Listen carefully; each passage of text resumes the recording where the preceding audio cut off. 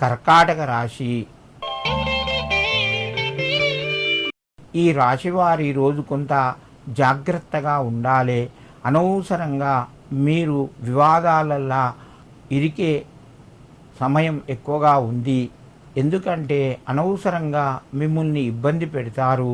మిత్రులు కానీ దగ్గరి బంధువులు కానీ ఈ వ్యవహారం చేసే అవకాశాలు ఉన్నాయి. ప్రయాణాలు కొనసాగుతాయి. ఆర్థిక పరిస్థితులు కొంత చక్కబడతాయి. ఉద్యోగస్తులకు తోటివారి సహకారము సంపూర్ణంగా లభిస్తూ ఉంటుంది. నిరుద్యోగులకు యథావిధిగా పరిస్థితులు కొనసాగుతాయి. వ్యాపార రంగంలో కూడా మధ్యమ స్థాయిగా చెప్పవచ్చును.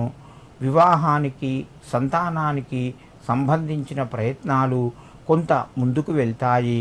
కర్కాటక రాశివారు ఈరోజు లక్ష్మీ అష్టోత్తర నామాలు చదువుకొని నమస్కరించి మీ పనులు ప్రారంభించండి. మీకు మరింత శుభయోగం కలుగుతూ ఉంటుంది. సింహరాశి.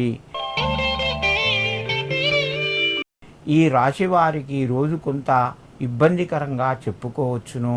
డబ్బు పరంగా రుణ ఒత్తిడి పెరిగే అవకాశాలు ఉన్నాయి. వ్యాపార రంగంలో మధ్యమ స్థాయిగా ఉంది.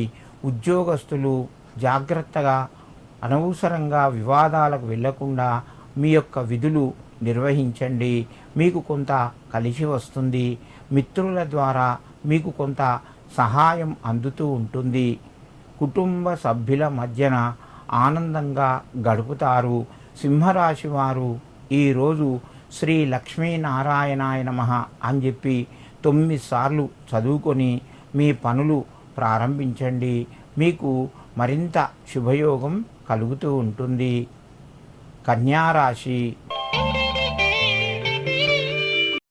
ఈ రాశి వారికి రోజు అన్ని రకాలుగా కలిసి వస్తుంది.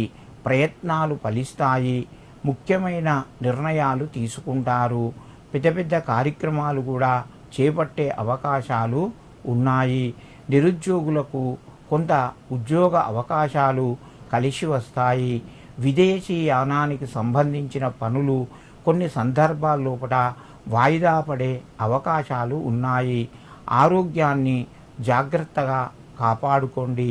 కన్యారాశి వారు ఈరోజు దుర్గాయై నమః అని చెప్పి దుర్గాదేవికి నమస్కరించి ఎర్రటి పుష్పాన్ని సమర్పించండి.